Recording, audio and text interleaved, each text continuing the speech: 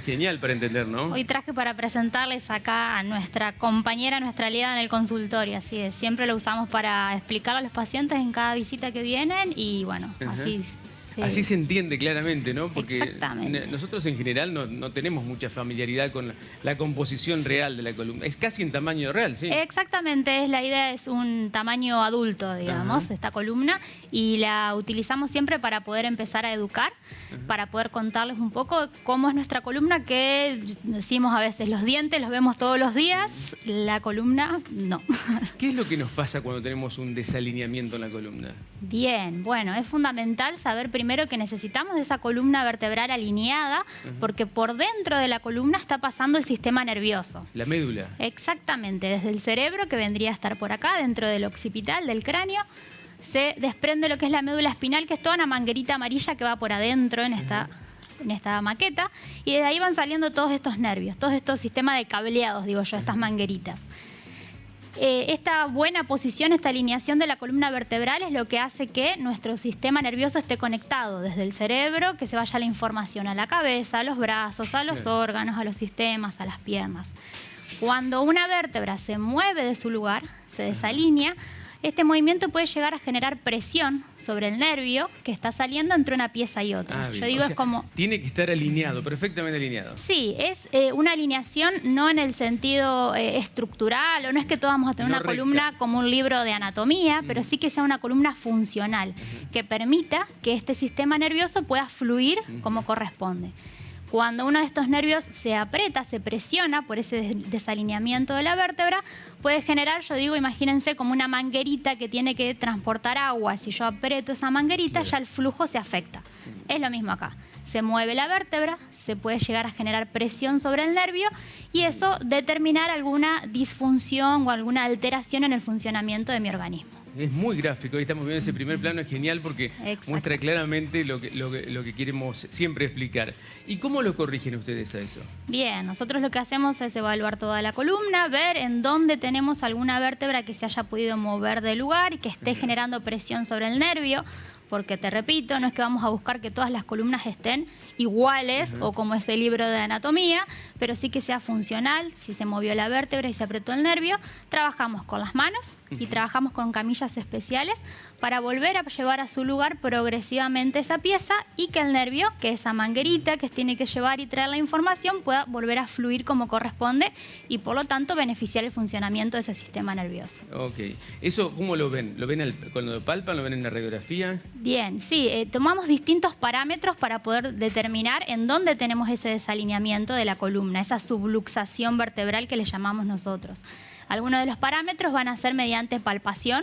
Usamos las manos, vamos detectando desde tensiones musculares, desde inflamaciones articulares, y vamos a utilizar radiografías. Siempre hacemos hincapié en el análisis radiográfico, que es fundamental. De nuevo, porque no todas las columnas son exactamente iguales. Vamos a usar también aparatos de termografía. Estos son aparatos que toman la temperatura de mi columna vertebral y van a detectar cómo está saliendo la información en estos nervios. Y vamos a estar haciendo distintas pruebas funcionales para poder ver cómo está funcionando el sistema nervioso de cada persona. Después de tomar toda esa evaluación inicial, que van a ver, las evaluaciones iniciales en quiropraxia son un poquito extensas, pero son necesarias para poder tomar todos esos parámetros y determinar a dónde tengo ese desalineamiento y esa presión nerviosa para poder empezar a trabajar en su corrección. ¿Cuánto tiempo tarda en corregirlo? Depende del caso. Depende del caso. Depende hace cuánto tiempo esa vértebra está fuera de su lugar, depende hace cuánto tiempo no está funcionando bien el sistema nervioso y obviamente depende mucho también de los hábitos de salud o no que tenga cada persona. ¿Y puede ser que vuelva otra vez a su lugar no original, digamos? En principio, los cuidados quiroprácticos van a ir modificándose en su frecuencia. Al principio tenemos una frecuencia en donde los ajustes, estas correcciones, son un poquito mayor. Una vez que empezamos a generar cierta adaptación de ese sistema nervioso y que se empieza a sostener esa pieza en su lugar, ahí nos vamos espaciando en el tiempo. Esto es porque al principio todo lo que son las tensiones musculares, la inflamación de los tejidos y demás, tiende a volver a llevar a esa pieza al lugar de de desalineamiento, donde estaba acostumbrado a estar quizás durante años. Pero una vez que empezamos a generar esa adaptación en el sistema nervioso, se logra la corrección. Eso no siempre es visible, ¿no? Para la gente, ¿no? A veces uno siente que anda como medio en falsa escuadra, pero no siempre eso se da. No. El 20% de las veces nada más uno puede llegar a detectarlo desde afuera. Ajá. ¿En qué? O en un tema postural, por ejemplo, o en los síntomas como el dolor de columna, que es lo más común. Ahora, el 80% restante de las veces, esto se traslada en realidad a una alteración en el funcionamiento. ¿Qué es? Por ejemplo, alteraciones en el funcionamiento digestivo, que pocas veces las relacionamos con un desalineamiento en mi columna lumbar, por ejemplo. Ahora, si a mí me duele la columna lumbar, ahí digo, algo está pasando. Entonces es importante también no estar esperando siempre a tener ese dolor de espalda para poder chequear la columna, sino más bien poder hacerlo antes para favorecer este funcionamiento de mi sistema nervioso. Las piernas también a veces, ¿no? También. Toda la información esquemáticamente que sale desde esta parte lumbar, desde la parte de la pelvis, se va a ir con información hacia las piernas también.